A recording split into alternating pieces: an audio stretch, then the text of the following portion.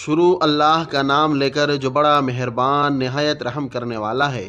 میرے دوستو، رسول کریم صلی اللہ علیہ وسلم کھجور کے ایک خشک تنے کے ساتھ ٹیک لگا کر مسجد نبوی میں خطبہ دیا کرتے تھے۔ کچھ عرصہ کے بعد آپ صلی اللہ علیہ وسلم کے لیے باقاعدہ ایک لکڑی کا ممبر تیار کروایا گیا، تو آپ صلی اللہ علیہ وسلم نے اس خشک تنے کو چھوڑ کر اس ممبر پر خطبہ دینا شروع فرمایا۔ تو کھجور کے تنے نے اس صدمے سے کہ اب مجھ پر اللہ کے رسول صلی اللہ علیہ وسلم خطبہ دینے کے لیے ٹیک نہ لگائیں گے، اس نے اس طرح رونا شروع کیا جس طرح چھوٹا بچہ ماں کی جدائی میں روتے ہوئے سسکیاں لیتا ہے۔ اس واقعہ کو مولانا روم رحمۃ اللہ علیہ کس پیارے انداز سے بیان فرماتے ہیں کہ وہ ستون جس کا نام استوانہ حنانہ تھا، رسول کریم صلی اللہ علیہ وسلم کی جدائی میں رو رہا تھا جیسے کہ وہ کوئی عقل والا انسان ہو۔ اس کی رونے کی آواز سے اصحاب رسول صلی اللہ علیہ وسلم تعجب اور حیرت میں پڑ گئے کہ یہ ستون اتنا بڑا لمبا چوڑا ہو کر کس طرح رو رہا ہے۔ پیغمبر صلی اللہ علیہ وسلم نے دریافت فرمایا کہ اے ستون، تو کیا چاہتا ہے؟ اس نے کہا، یا رسول اللہ، آپ کی جدائی کے صدمے سے میری جان خون ہو رہی ہے۔ آپ صلی اللہ علیہ وسلم کی جدائی سے میری جان اندر ہی اندر جل رہی ہے۔ پھر اس غم کی آگ کے ہوتے ہوئے آپ کی جدائی سے میں کیوں نہ روؤں، کیونکہ یا رسول اللہ، آپ ہی تو جان کائنات ہے۔ میں آپ صلی اللہ علیہ وسلم کا مسند تھا، آپ مجھ سے ٹیک لگاتے تھے، آپ مجھ سے الگ ہو گئے اور آپ نے میری جگہ دوسرا ممبر پسند فرمایا۔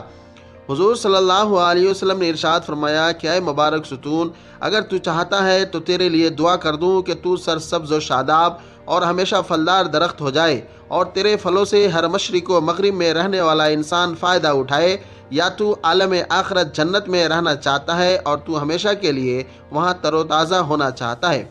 لہٰذا استوانہ حنانہ نے عرض کیا، یا رسول اللہ صلی اللہ علیہ وسلم، میں تو دائمی اور ہمیشگی کی نعمت چاہتا ہوں، یعنی میں جنت میں رہنا چاہتا ہوں اور میں وہی تر و تازہ ہونا چاہتا ہوں۔ لہٰذا اب مولانا روم رحمۃ اللہ علیہ نصیحت فرماتے ہیں کہ اے غافلو، سن لو، تم کو اس لکڑی سے سبق لینا چاہیے کہ انسان ہو کر تم دنیا فانی پر عاشق اور آخرت سے منہ موڑے ہوئے ہو، اور وہ استوانہ حنانہ نعمت دائمی کو نعمت فانی پر ترجیح دے رہا ہے۔ پھر اس استوانہ حنانہ کو زمین میں دفن کر دیا گیا تاکہ انسانوں کی طرح قیامت کے دن اس کا حشر ہو۔ میرے دوستو، اس واقعہ سے ہمیں کئی سبق حاصل ہوتے ہیں۔ ایک بے جان لکڑی کو رسول کریم صلی اللہ علیہ وسلم کی اتنی معرفت و پہچان حاصل ہے کہ آپ علیہ السلام کی جدائی کے غم میں ہچکیاں باندھ کر رو رہی ہے۔ دوسری طرف ہم عقل و شعور والے بلکہ رسول کریم صلی اللہ علیہ وسلم کی محبت و عشق کے دعوے دار ہیں کہ بے دریغ رسول اللہ صلی اللہ علیہ وسلم کے احکامات کو قربان کرتے ہیں، آپ کے اسوہ حسنہ کو چھوڑ کر مغربی تہذیب و تمدن کو فلاح و بہبود کا ذریعہ سمجھتے ہیں اور اسی کو ہم اپنے لیے کامیابی کا زینہ سمجھتے ہیں، جبکہ رسول کریم صلی اللہ علیہ وسلم پر مر مٹنے کو انتہا پسندی، شدت پسندی اور تاریخ خیالی، جبکہ آپ صلی اللہ علیہ وسلم کے دشمنوں کے طور اطوار کو روشن خیالی، اعتدال پسندی اور کامیابی کا ضامن سمجھتے ہیں۔ افسوس صد افسوس ہماری حالت پر، اگر اس ستون نے بروز قیامت ہمارا گریبان پکڑ لیا تو مسلمانی کے سب پول کھل جائیں گے۔ اللہ تعالی ہماری حالت پر رحم فرمائے، آمین۔ اس ستون نے دنیاوی ترقی ہمیشہ کے لیے پھلدار اور سرسبز و شاداب ہونے، مشرق و مغرب کے انسانوں کے لیے مرکز توجہ بننے اور قیامت تک حاصل ہونے والی شہرت پر